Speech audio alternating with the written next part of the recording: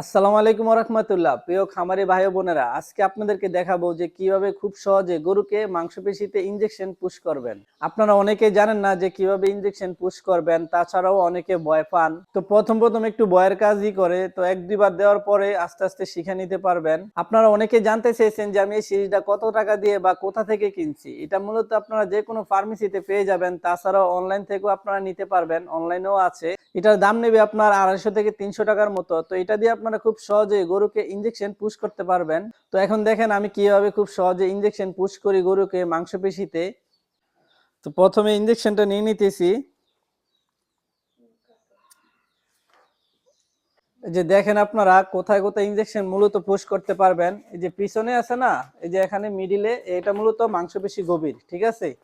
এই যে এই হাড়টা আর এই যে লেজের হাড়, এই মাঝখানে এই যে দেখেন এই মিডিলটায় আপনারা ইনজেকশন পুশ করবেন, এখানে গভীর মাংসপেশি, ঠিক আছে।